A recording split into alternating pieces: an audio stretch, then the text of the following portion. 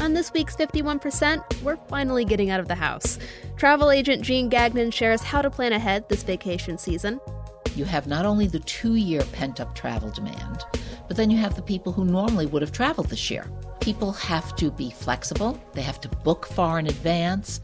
And we also speak with cyclist and self-proclaimed worldwide nomad Rachel Yaseen about what drives her adventures. Coming up on 51%. I was standing around like one of those girls I had seen in a movie. The whole world was a movie back then.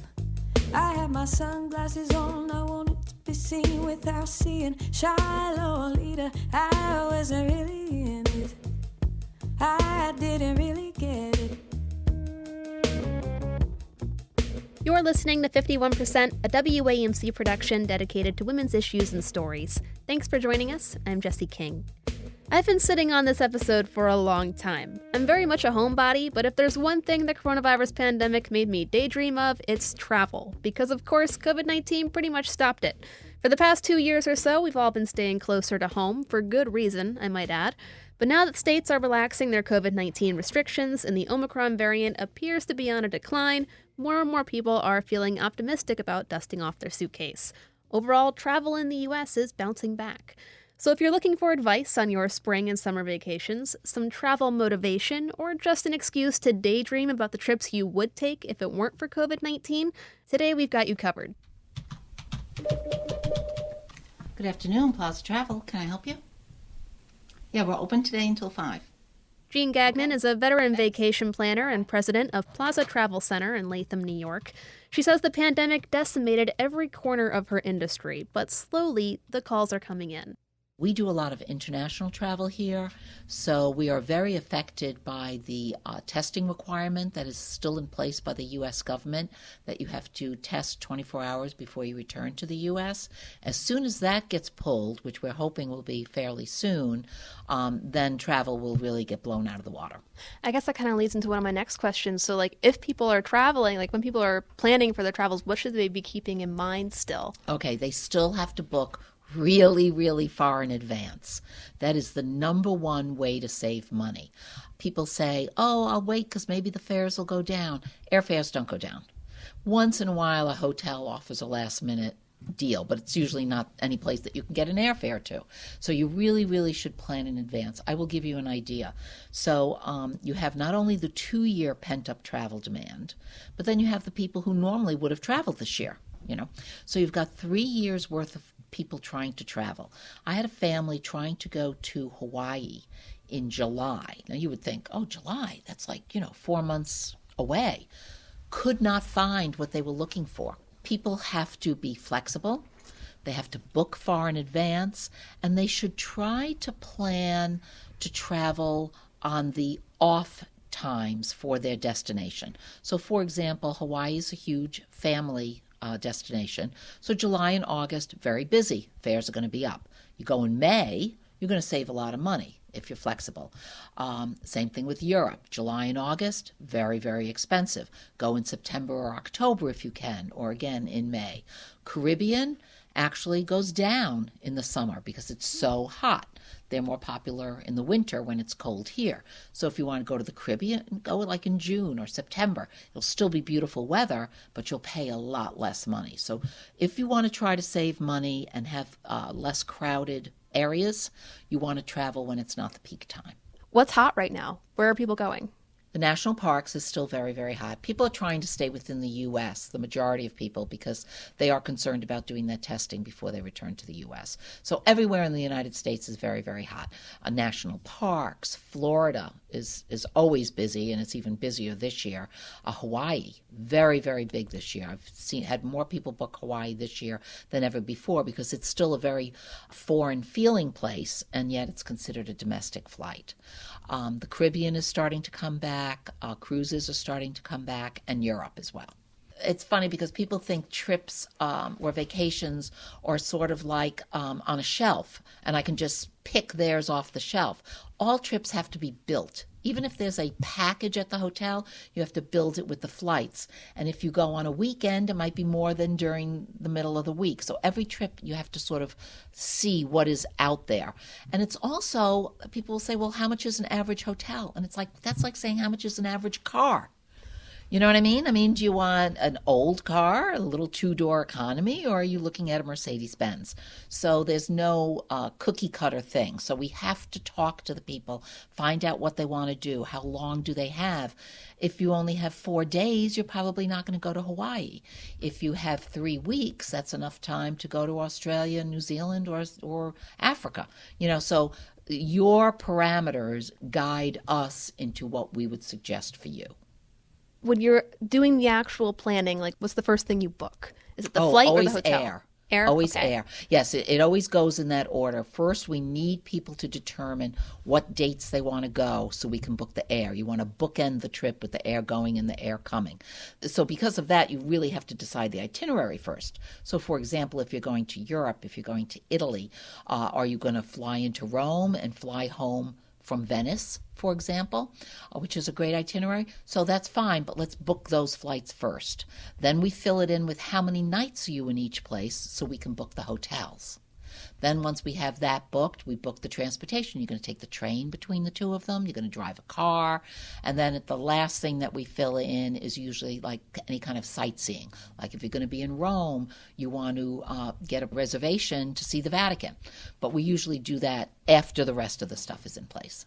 What are the ways that you are seeing people traveling? Like, what are the reasons they travel? What ways do they travel? Yeah, that's a very interesting question. I believe that different people travel for different reasons. Okay, some people just want to get away from their everyday life. They want to relax. They want to lay on a beach. That's what they enjoy doing. Their vacation, they want to do almost as little as possible. There are other people that want to do a combination of activities. You know, I want to kayak, I want to hike, and I want to lay on the beach. So there's a certain destination that fits them. And then there are people, I, for one, just love to see new places. I love different food. I love seeing different cultures. I love the history. And for them, that's a different vacation. I mean, yes, you can go to Aruba because there's sunshine 365 days of the year, but you're not going to see 7 days worth of culture and history. You know, it's a small island, you know, things like that. So someone like that might want to go to Europe, or they want to go to South America. What I enjoy doing in the morning, which would be walking around a new city and going to the local market, somebody else might want to sleep in bed until 11 and then have a light lunch by the pool. So you really have to find out why that person is traveling so you can determine what destination is best for them. My travel partner is probably the type of person who would want to lay in bed until like 11 o'clock or noon. Right. And I'm the person who would want to get up and explore. So like if you're trying to travel with somebody, but also I guess mitigate those differences, do you have any tips for that? Well, yeah, you have to then say, well, what is the most important? So do you still want to travel together? Are you willing to compromise? So if the case is yes, so then you have to find a place that, for example, you want to go somewhere that you can get up, feel comfortable leaving the hotel by yourself and going and doing something while the other person, you know, lays in bed, which is fine. So if you went to Paris, you could get up in the morning, go get a croissant, walk around the small little villages. Different parts of Paris are like little villages, and then come back at 11 o'clock. I don't know if it's because I've traveled so much or if it's just my nature that I would probably tend to be more on the fearless side, whereas I feel that, you know, people say, well, I heard that there's a lot of crime in London. Well, yeah, but depending upon where you are, there can be a lot of crime in Albany. So you have to know where to go and where not to go. So I think women traveling alone have to equip themselves with the knowledge to know, what can I do, what shouldn't I do? You know, walking around at 3 o'clock in the morning is not a good idea no matter where you are if you're by yourself. Traveling in pairs and numbers is always good. During the day, though, it's usually not a problem because people are living, people are working. Perceived danger is sometimes just that, it's a perception. You talked a little bit about it earlier when you were talking about, booking early to save on money. Are there places that would match a smaller budget that would be good to go to? Or do you just have, in general, tips to, I guess, travel on a budget? Because a lot of us are broke. Okay, yeah. Well, the first thing, if you're traveling on a budget, is you do want to plan as far as possible ahead of time, okay? Because there are smaller hotels or B&Bs that might be less expensive. But if they're good and they're less expensive, they're going to be popular. People are going to know about them. Driving is always an alternative. And there are fabulous places just to go in our area for great vacations that you could drive to. There's a wonderful website, I'm sure a lot of people are familiar with it. It's called Only in New York. And they have them in each state. There's an Only in Massachusetts. And you can go on there and they talk about interesting things to do in your state. And a lot of them are free. State parks that you may have never heard of. A lot of state parks have cabins. So, yes, they have camping, too, but for me, there's like no way I'm going camping. But some of them do have cabins. So you could go to a state park on Cape Cod and stay in a cabin on the beach for a ridiculously low price, but you may have to book it 2 years ahead of time because it's going to be popular. And lastly, are there any, underrated places that you think people should be going to see more? Portugal is an incredible small country, so it's easy to get around. Some of the cheapest prices you'll find anywhere in Europe. I mean, ridiculously low prices. Friendly people, incredible history. I mean, Portugal at one time was a huge naval power. But I think Portugal is one of those places that is really, really underrated. All right. Well, thank you so much for taking the time to speak with me. I really appreciate it. I appreciate it.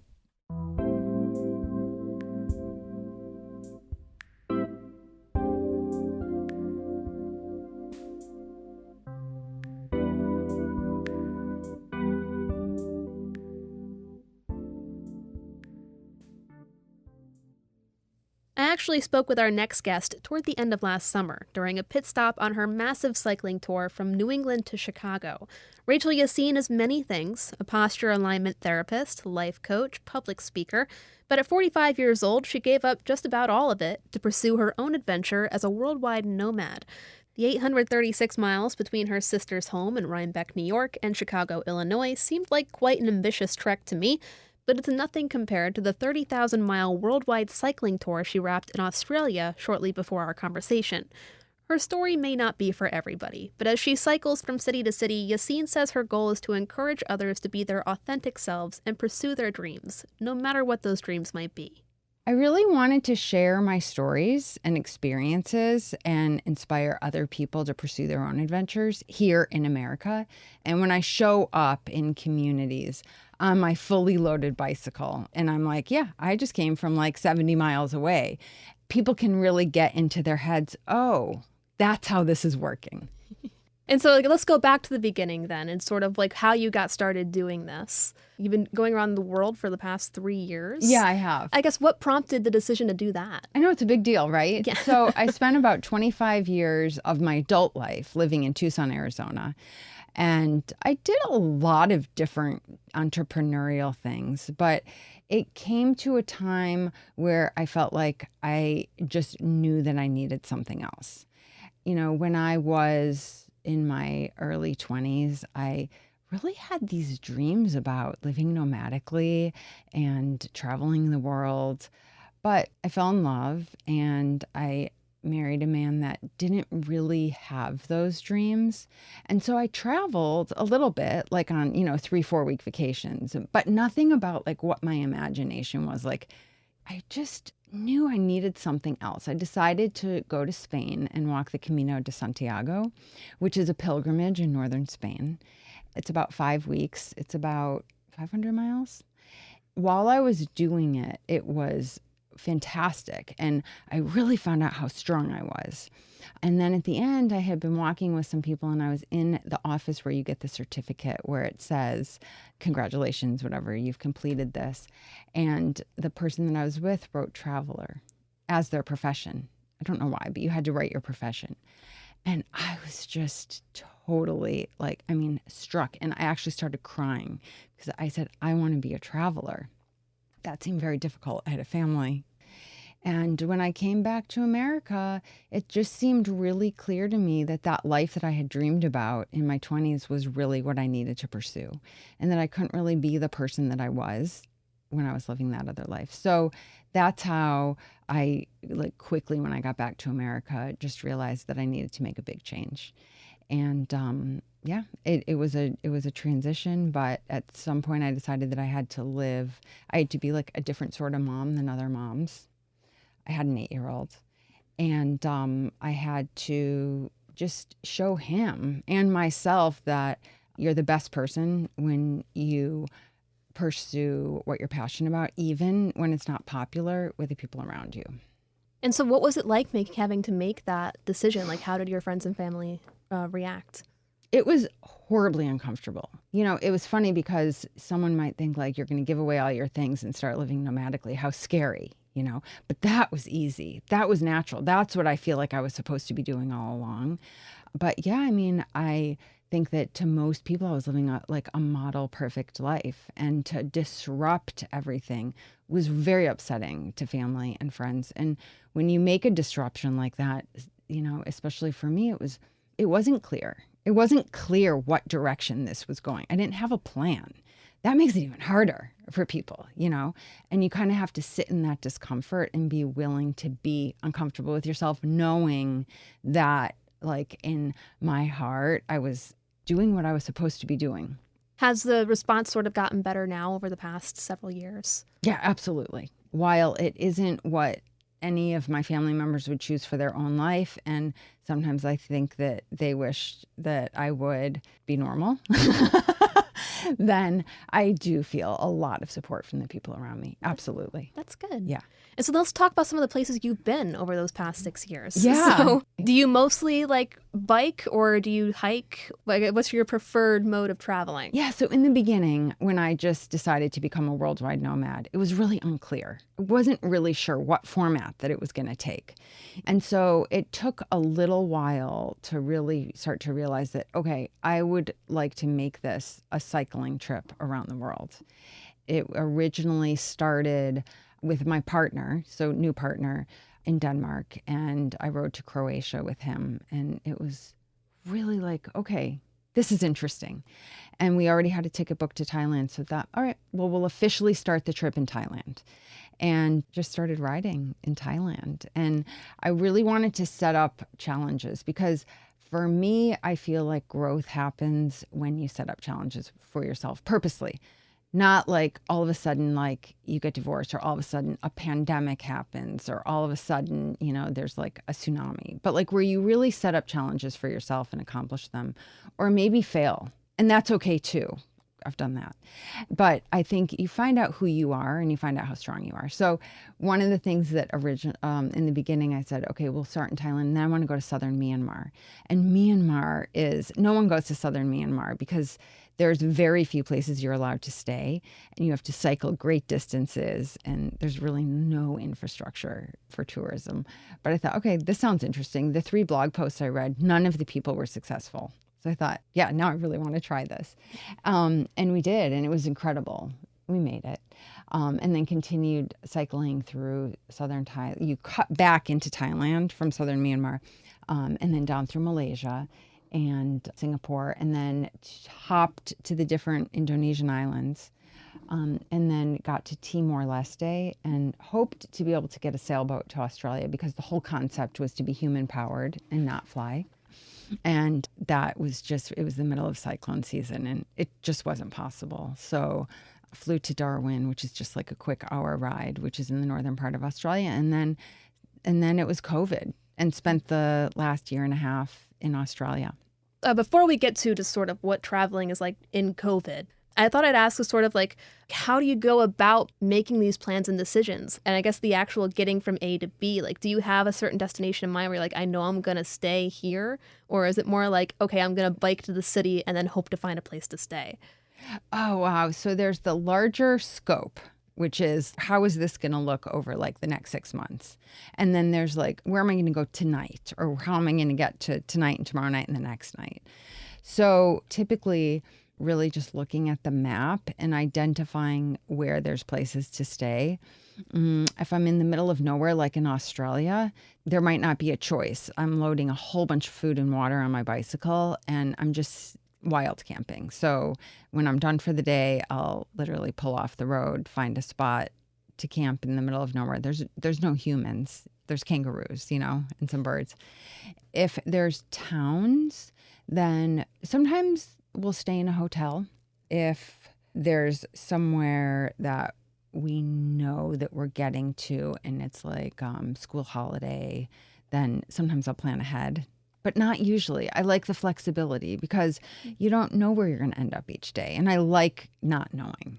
How much stuff do you have on your bike? Like, how much are you bringing with you? What are like sort of like the financial costs that are a part of it as well? Such good questions. So the more you carry, the more you have to pull with you.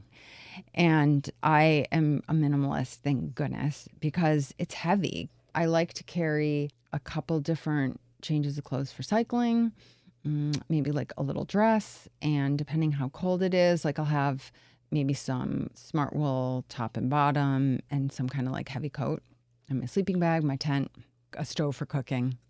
Everything is super lightweight. You saw my bike. It's pretty minimally loaded. Like when I show up to places, people are usually surprised. How do you keep in shape for this? I did not necessarily prepare for this. It wasn't like I thought, okay, I'm going to train for it. I think the training happens while you're doing it.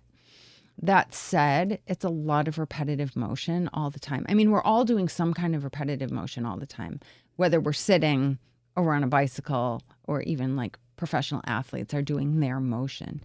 And so as a posture therapist, that is a big deal for me. I am constantly advocating for doing the posture exercises, and I do them every single morning. Take like 30 minutes to do them. And so let's talk a little bit about like what it was like traveling during COVID. How did that whole experience happen for you? Oh, it was super interesting because I got into Australia literally within hours of it closing to foreigners. And so then I was locked down for 3 months in Cairns, Australia, which couldn't have been a better place to be locked down. It's absolutely beautiful. When we were released, and I say released because all of a sudden there was an announcement that we could leave, then we made sure that we didn't go to areas where there was COVID. So COVID was really isolated to Melbourne and Sydney area and just skipped that whole area. So I cycled about 15,000 miles over the course of a year through Australia, but just skipped the COVID. Traveling was just about making sure that I was in the right area at the right time. Okay, so then let's talk about, so you're going to Chicago now and sort of how that is working for you. Really, actually, the Northeast, all the way to Chicago is completely foreign to me. I'm much more comfortable in Europe and Asia and Australia than I am here. I don't know about, I was actually really intimidated by the ticks, and then I heard about the black bears. And so I'm really not as familiar with this area. And really, the whole reason that I'm doing this is to connect with as many people as possible.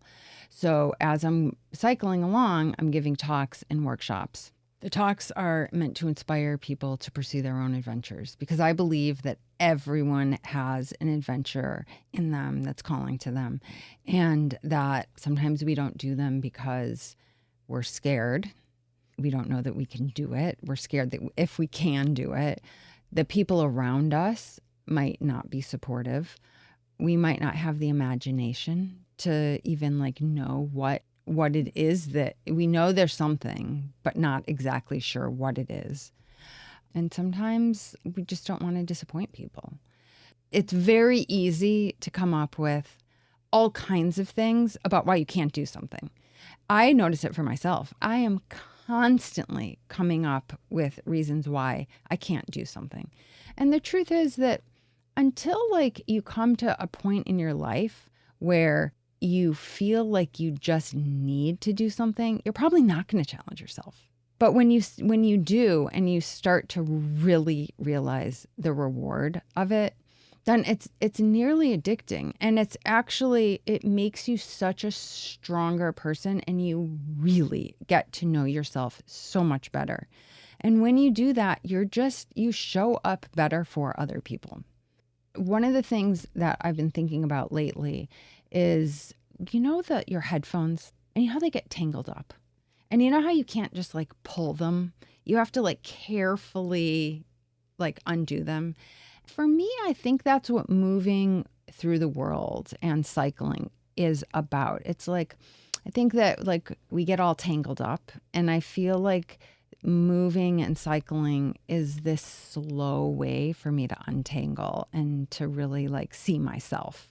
And I guess one of my last questions, as someone who has seen way more of the world than I have, what are some of like your favorite places? Yeah. And some things that you've sort of learned from seeing all these different places and cultures? Yeah.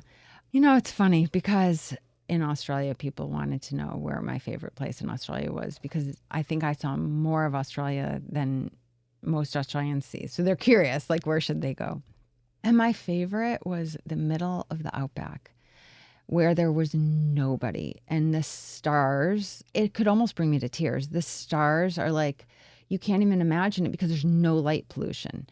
And the sunrise and the sunset and just hearing the birds, the magic of just being out there is absolutely incredible. Rachel Yaseen is a public speaker, adventure coach, and self-proclaimed worldwide nomad. You can follow her travels on Facebook at Rachel Yaseen Worldwide. Rachel, thanks so much for stopping by the studio. Oh, thanks. It was a pleasure.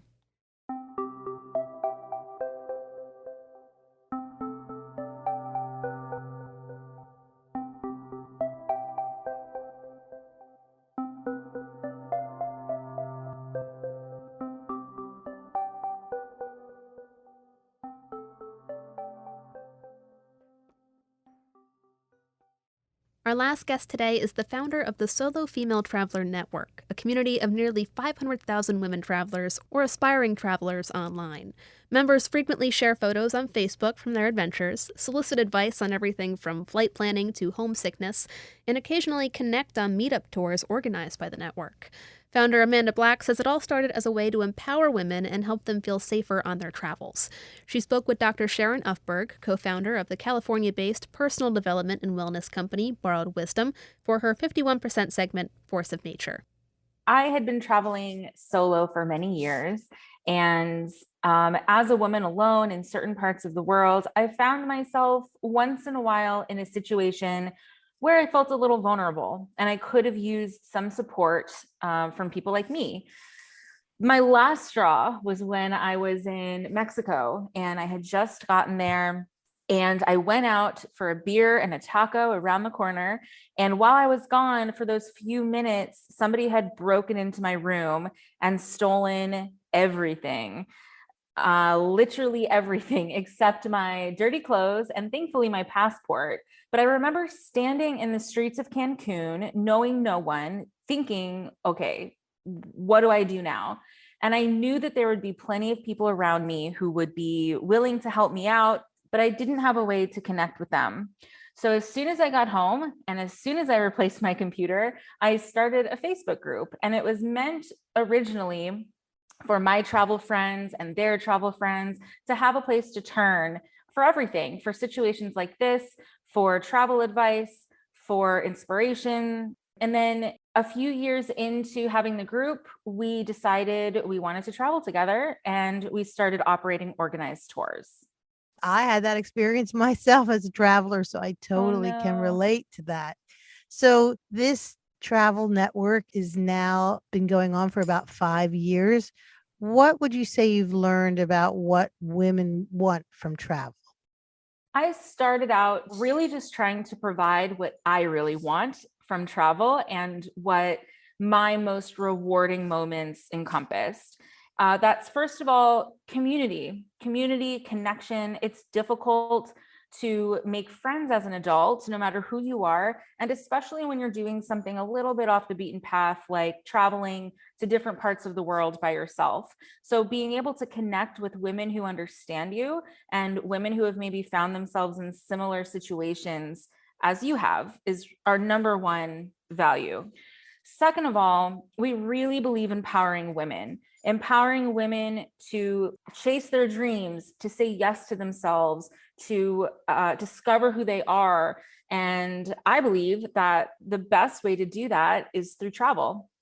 And when you travel, it teaches you things like gratitude and humility. Those are two things that I've really learned from travel and have changed me as a person. And so our travel experiences aim to give women the time and the space and the experiences to feel all of those things: empowered, grateful, humble, and connected.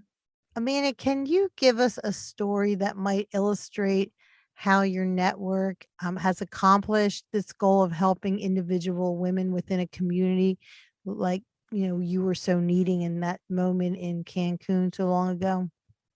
Yeah, so there are so many examples of this. If you get into our Facebook community, which is free for everyone, and just scroll, you'll see lots of examples. But one of my favorite, most powerful examples happened a few years ago when there was a woman who had met her partner, her boyfriend, somewhere in her travels, and she decided to go home with him. He lived in Turkey. So she went home with him, and she had been traveling with him for a little while, and he turned abusive. After a big blow up, she locked herself in the bathroom at his apartment, and she had her phone with her, and she had tried to call the police. He was banging on the door, trying to get in. She felt really threatened. She had been trying to call the police and they wouldn't come. So she posted in our community explaining what happened, and she got thousands of comments, so many that we had to shut it down. We were all overwhelmed by the outpouring of support and love and wanting to know if she was okay when what happened.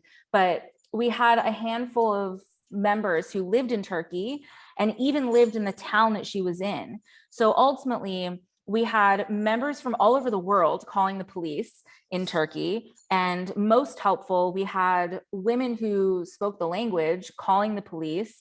And once the police came, and they did, got her out safely, the women from our community were there to greet her and to help her on her journey back home. That is really fantastic.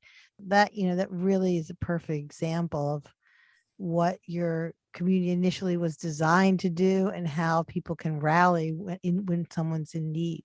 Exactly. I would love to hear what's next for you, how people can find you. So tell us a little more. The best place to start if you want to join our community is to just find us on Facebook. We also have a free community off of Facebook that you can find on our website, which is sofetravel.com, SOFE travel.com. Our team is working hard to create more destinations. We have a volunteer program that we're working on currently to supply some more direct help to these organizations that we visit on our tours. And we have some big picture projects around aiding in the end of sex trafficking, gender violence. We're currently looking for a perfect fit in a partner for one of those causes. So anyone is welcome to contact me directly. My email is amanda@sofetravel.com. We look forward to welcoming anyone who wants to join our community. That was Amanda Black from the Solo Female Traveler Network. This is Dr. Sharon Ufberg on Force of Nature for 51%. You've been listening to 51%. 51% is a national production of WAMC Northeast Public Radio. It's produced by me, Jesse King. Our executive producer is Dr. Alan Chartock, and our theme is Lolita by the Albany-based artist Girl Blue. A big thanks to Jean Gagnon, Rachel Yaseen, Amanda Black, and Dr. Sharon Ufberg for taking part in this week's episode. To learn more about our guests or just the show in general, check us out at WAMCpodcast.org. Of course, I haven't forgotten it's Women's History Month. We've got a great roundup of stories coming to you in the next few weeks. Until then, I'm Jesse King for 51%. I was every single girl, I was nobody else, I was so sure of myself. I was 15 and a half, he was a hollow laugh. And I lost my cool somewhere along the way. At night and down the hallway, I had to learn how to look away. I lost my cool.